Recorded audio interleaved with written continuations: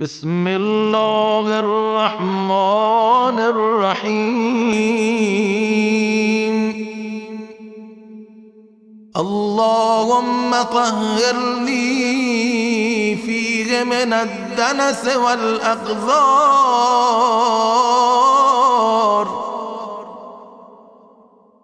وصبرنی فیہ علی کائنات الاقدار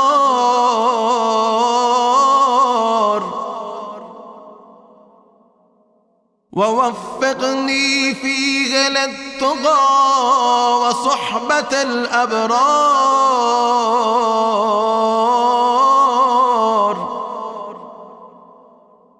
بعونك يا قرة عين المساکین۔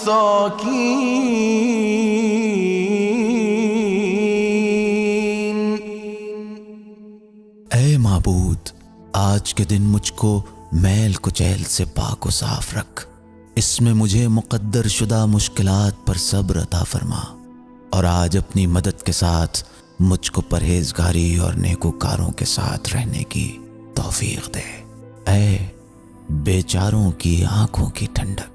بسم اللہ الرحمن الرحیم۔ آج ماہ مبارک رمضان کے 13ویں دن میں ہم نے اپنے رب کریم سے دعا کی کہ پروردگار ہمیں گندگی سے اور کثافت سے محفوظ رکھ، پروردگار ہمیں ان مشکلات پر جو تیری جانب سے جن مشکلات کو ہمارے لیے مقدر کر دیا گیا ہے، پروردگار ان پر صبر و تحمل کی توفیق عنایت فرما۔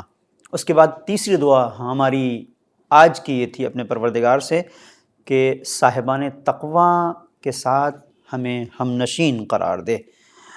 تو جو پہلا ہی فقرہ دعا کا ہے، اللہم طہرنی فیہ من الدنس والاقدار، کہ پروردگار ہمیں آلودگیوں سے، ہمیں کثافت سے پروردگار دور رکھ۔ یہ وہ مہینہ ہے جو پاکیزگی کا مہینہ ہے، وہ مہینہ ہے جو طہارت کا مہینہ ہے۔ اس میں ہم نے اپنے پروردگار سے باطنی طور پر بھی پاکیزگی کی دعا مانگی، اور ظاہری طور پر بھی وہ چیزیں جو ناپسندیدہ ہیں پروردگار کی بارگاہ میں، جن کا تعلق پلیدگی سے ہے، ہم نے اپنے پروردگار سے دعا کی کہ مالک ہمیں ان سے محفوظ رکھ۔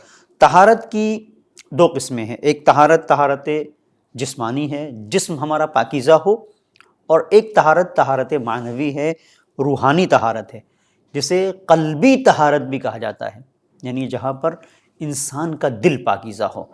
ہم اپنے پروردگار سے آج کے دن دعا کر رہے ہیں کہ مالک نہ صرف ظاہری طور پر ہم پاکیزہ ہوں بلکہ ہمارا دل بھی پاک ہو۔ دنس اور قذر، یہ دو لفظ استعمال ہوئے ہیں، ان دونوں میں فرق کیا ہے؟ عربی میں جو ناپاک اور آلودہ جگہیں ہیں، انہیں ناپاک اور آلودہ جگہوں کو قذر، دنس اور قذر کے درمیان میں فرق کیا ہے، اسے یہاں پر واضح کرنے کی کوشش کریں گے کہ دنس عربی میں در حقیقت ناپاک اور آلودہ جگہوں کو کہا جاتا ہے۔ دنس جہاں پر بھی استعمال ہو وہ ناپاک چیزیں ہیں، آلودہ چیزیں ہیں، کہ جہاں مثال کے طور پر کسی مومن کی غیبت ہو رہی ہے، یہ کہا جائے گا یہ ناپاک جگہ ہے۔ جہاں پر شراب کی محفل ہے، غنا ہے، موسیقی ہے، جہاں پر گانے بجانے کی آوازیں آ رہی ہیں، یہ ساری وہ چیزیں ہیں جو دنس کے معنی میں آئیں گی۔ جہاں باطل کی حمایت ہے، جہاں حق کی مخالفت کی جا رہی ہے، یہ سب حق کے خلاف گفتگو ہو رہی ہے، یہ سب دنس کے ذیل میں آئیں گی۔ اور قذر کیا ہے؟ وہ چیزیں جن کا تعلق ناپاکی سے ہے، جن کا تعلق آلودگی سے ہے، گندگی سے ہے، چاہے اب یہ ظاہری ہو یا باطنی۔ مجمع البحرین میں مفہوم قذر کی وضاحت کرتے ہوئے امام جعفر صادق علیہ السلام کی حدیث سے صاحب کتاب نے استفادہ کیا ہے اور کہا ہے کہ ہر پانی پاک ہے مگر یہ کہ جس کے آلودہ ہونے کا تمہیں علم ہو جائے، تو یہ قذر کے معنی ہے۔ بہرحال ہم نے جو دعا کی ہے، ظاہری طور پر بھی ہم نے پاکیزگی کا اپنے رب کے حضور مطالبہ کیا ہے، اور باطنی طور پر بھی اپنے رب سے ہم نے پاکیزگی کا مطالبہ کیا ہے۔ اور اس کے بعد دعا کا فقرہ بہت اہم ہے، وَصَبِّرْنِي فِيهِ عَلَىٰ كَائِنَاتِ الْأَقْدَارِ، کہ پروردگار جہاں پر سرنوشت کو معین کیا جاتا ہے، جو کائنات اقدار ہیں، پروردگار ہمیں ان پر صبر عنایت فرما، یعنی جو کچھ بھی تو نے ہمارے لیے مقدر کر دیا ہے میرے مالک ہمیں توفیق دے کہ ہم اس پر راضی رہیں۔ یہ بہت بڑی منزل ہے کہ جہاں پر قضاء و قدر الہی پر انسان راضی ہوتا ہے۔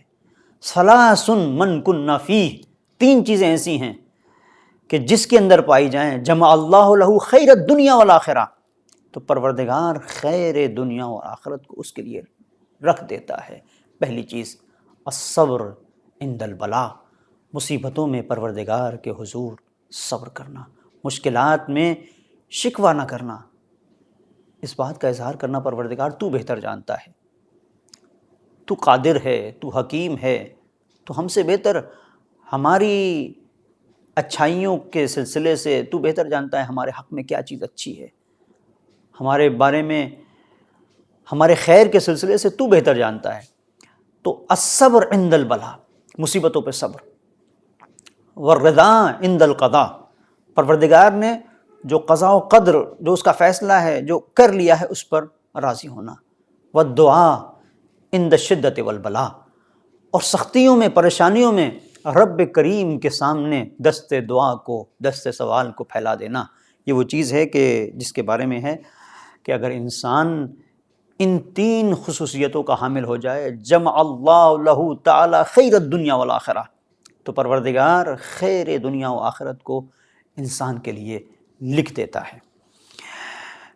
جتنی بھی پریشانیاں ہیں، جتنی بھی ہمارے سامنے مشکلات ہیں، جو دشواریاں ہیں جن کا ہم سامنا اپنی زندگی میں کرتے ہیں، یہ دشواریاں پروردگار کی جانب سے ہمیں پریشان کرنے کے لیے نہیں ہیں۔ کبھی کبھی ہوتا یہ ہے کہ پروردگار دیکھنا یہ چاہتا ہے کہ تمہارے اندر کتنی صلاحیت ہے انسان بننے کی، کتنی صلاحیت ہے خلیفۃ اللہ کے تاج کو سنبھالنے کی۔ روایت کہتی ہے اِنَّ فی کتاب علی علیہ الصلاۃ والسلام، یہ حدیث امام جعفر صادق علیہ السلام سے ہے کہ کتاب علی ابن ابی طالب علیہ السلام میں یہ نقل ہے کہ ان اشد الناس بلاء النبیون، سب سے زیادہ مصیبتوں میں جو لوگ گرفتار ہوئے ہیں وہ انبیاء ہیں۔ تو ہم یہ نہ کہیں کہ ہم کیوں مشکلات کا شکار ہیں۔ کوئی بھی بڑا انسان بڑا ہوتا ہی نہیں ہے جب تک کہ مشکلات کا شکار نہ ہو۔ انبیاء سب سے پہلی منزل پر، ثم الوصیون، اس کے بعد سب سے زیادہ مصیبتیں وصیوں نے اٹھائی ہیں، ثم الامثل والامثل، اس کے بعد ان کے نیچے کی کیٹیگری کے افراد، وانما یبتلی المؤمن، اس کے بعد مومن کی ابتلا اور آزمائش ہے علی قدر اعمالہ، جتنا زیادہ اس کا اچھا عمل ہوگا اتنا ہی پروردگار اس سے امتحان لے گا۔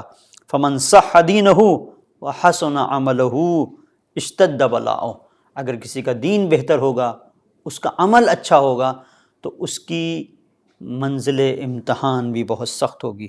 اور یہاں پر منزل امتحان میں انسان کے لیے ضروری ہے کہ صبر کرے اور صبر کے ذریعے سے بلاؤں کو دور کرے، اس لیے کہ یہ انسان جو پریشان ہوتا ہے، جہاں پہ عاجزی کا اظہار کرتا ہے، یہ آفت ہے، یہ مصیبت ہے۔ روایت ہے مولا کائنات علی ابن ابی طالب علیہ السلام کی، العجز آفت، عاجزی کا اظہار کہ پروردگار اب ہم اس سے زیادہ سہ نہیں سکتے، برداشت نہیں کر سکتے، یہ آفت ہے۔ والصبر شجاعت، اور انسان کا صبر انسان کے لیے شجاعت ہے، اس کی دلیری کی علامت ہے۔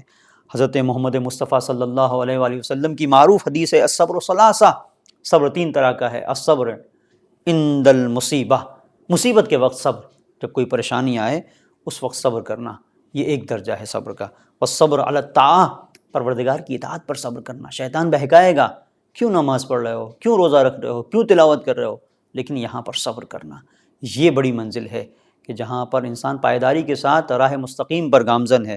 والصبر عند المعصیہ، معصیت کے وقت، نافرمانی کے وقت صبر کرنا، کہ جہاں پر شیطان لے کے آ رہا ہے، کیوں نہیں تم روزے کو افطار کر لیتے، کیوں نہیں تم مثال کے طور پر یہ ٹھنڈا جام ہے اپنے منہ سے لگا لیتے، تو یہ معصیت ہے، شیطان اس کی طرف بلاتا ہے۔ یہاں پر صبر کرنا، جو صبر کے منزل پر، جو صبر کی منزل پر اپنے آپ کو پائیدار رکھتا ہے اور صبر کرتا ہے اور پروردگار کی جزا کے اوپر نظر رکھتا ہے، وہ چھوٹی سی لذت کے لیے بڑے فائدے کو نہیں چھوڑتا، بڑے انعام کو نہیں چھوڑتا۔ پروردگار کی بارگاہ میں دعا ہے مالک ہم سب کو توفیق بندگی عنایت فرمائے۔ وصلی اللہ علی محمد وآلہ الطاہرین۔